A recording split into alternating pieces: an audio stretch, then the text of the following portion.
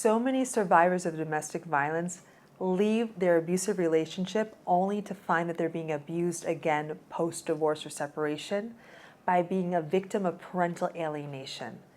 This is when the other parent tortures you by taking away what you love most in this world, your child. They do this by brainwashing, manipulation, and actually sometimes just by not letting them see you or saying that you're not contacting them. Parental alienation can also be known by other terms like domestic abuse by proxy or post-divorce abuse syndrome. So you've been abused in your marriage. You've been hit, you've been pushed, you've been shoved, you've been thrown downstairs, you've been yelled at, insulted multiple times, no access to your money, and you finally got the courage to leave this horrible situation only to find that the abuse keeps going on. And if you're like a lot of moms or dads in this situation, the first thing you're going to do is go on the internet and you're going to find that you're a victim of something called parental alienation. But this is where it gets rough. So much of the advice out there written about parental alienation is written for dads. Men, when they are in a frustrating situation, tend to get angry or rigid and stubborn. But victims of domestic violence, a lot of whom are loving moms, are the opposite. They're overly flexible, overly accommodating, so sweet and so nice. That is why you're the victim of abuse for years, maybe even decades, before you got the courage to put your foot down and leave. So the common advice for parents who are suffering parental alienation is to show up with unconditional love, to be there and accept whatever your kids say and just accept it. I've even heard you're just going to be the basket for them to dump all of their abuse, all of their emotions into. This advice might work for some parents, but if you were the victim of domestic violence, this is the worst thing you can do, and it will make the alienation worse. As a coach at Reversing Parental Alienation and a child who went through this, I work with so many moms who are victims of domestic violence. And I've found that most of them, for years, have been trying to get out of their situation using this advice, and the abuse just gets worse and worse and worse. And they tell me, Ginger, my son is now acting exactly like his father, abusing me, calling me names, insulting me, yelling at me, even saying very derogatory and misogynistic things about women, just like his dad. But I show up with so much love. I bring him cookies. What's happening? What's going on? If you're the victim of domestic violence or coercive control, you need a new approach to combat parental alienation, also known as domestic abuse by proxy or post-divorce syndrome. And that is not showing up with unconditional love. You need to have unconditional love, but the worst thing you can do is show up just fully loving, fully relaxed, and accepting anything that's thrown onto you. You need to show up with a different set of rules. And these rules are going to make you the strong parent, the parent the child knows they can rely on. This is so important because what we know through research is that the child will often identify with the abusive parent. Why? Because they don't believe you can protect them. Remember, they've seen you be abused, mistreated for years, and you accepting this. They think this is normal and okay.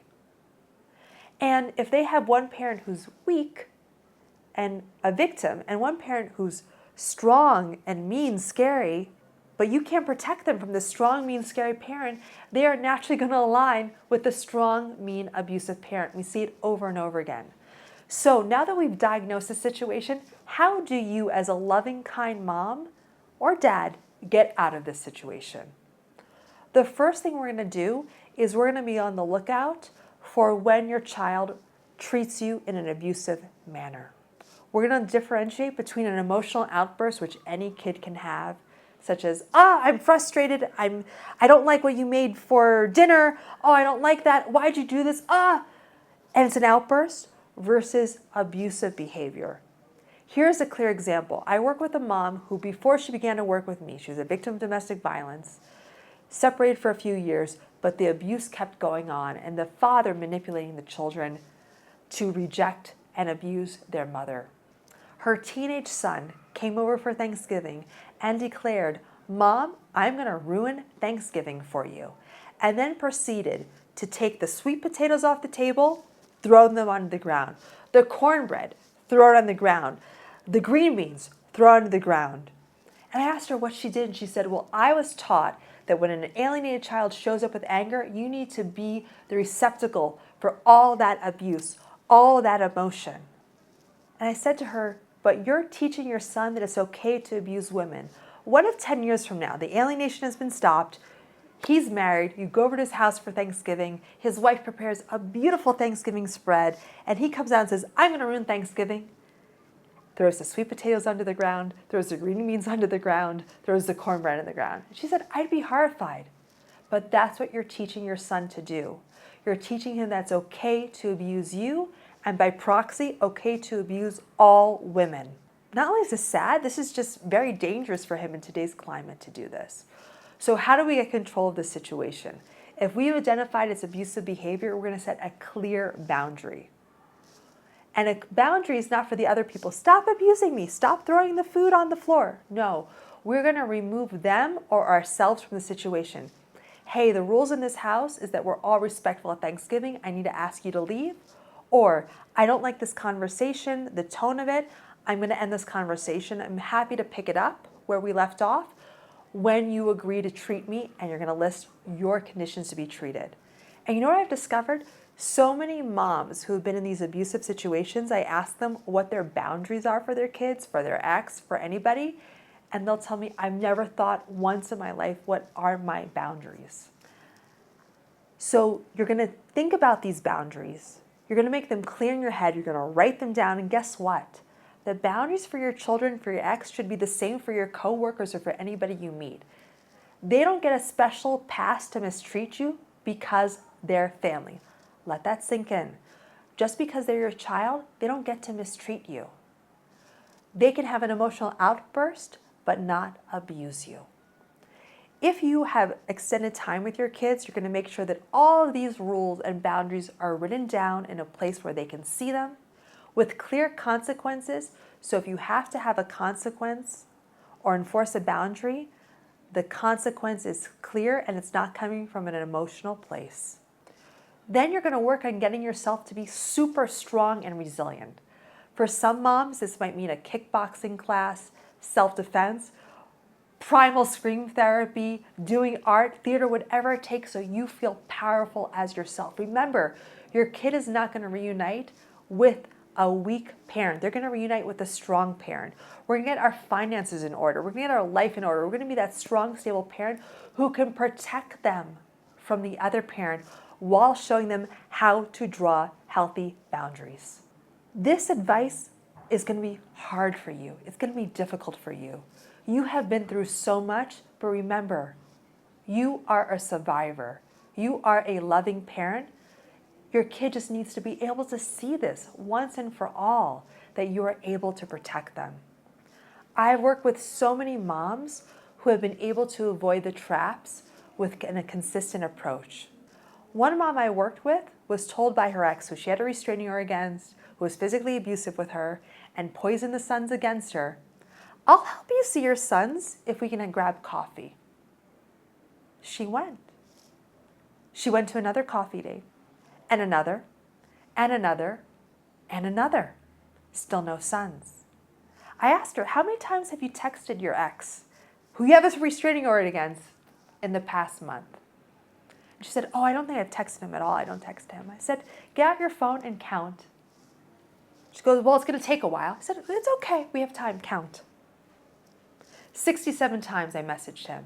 I said, this is what he wants. An abuser wants to maintain the relationship with you, and the abuser wants to maintain you under his control. You're giving him exactly what he wants. And she still didn't see her kids. So she said, so hard for her to do, "Hey, I have to draw a boundary here. No more contact, no more texting, no more coffee dates, because if you wanted me to see the kids, it would have happened by now." And by doing that, by going no contact with her ex, who continued to try to offer her things, rides, gifts, yard work, by maintaining that firm boundary, guess what? Both of her teenage sons came back to her. And at the same time, she felt confident enough to rebuild her life, to look for a new line of work that she actually enjoyed, and to actually start dating again with the knowledge that she wouldn't just find another relationship exactly like her ex. When you learn these skills, your whole life will get better. Is it difficult? It can be if you do it alone. That's what we're here for. I'm a child who went through high conflict divorce, and I don't want any other parent to not have a roadmap to get out of parental alienation. We're in this together, and if you've been through abuse, you need so much more support than a typical alienation case, and the advice that's out there most likely won't work for you. But the good news is there is a plan and a strategy that will. I'm Ginger Gentile, the director of the Erasing Family documentary. I'm also a kid who went through a really nasty divorce, and I wish my parents had the skills so they didn't torture me for years with their fighting, and then my dad had a plan to get the alienation to stop. I'm also the founder of Reversing Parental Alienation and the Revive Method, which has tons of success stories of parents who've used it to heal their own families. If this at all resonates with you, click below to get our free ebook. It'll give you a path to move forward, and we are here to support you along your journey to reverse parental alienation.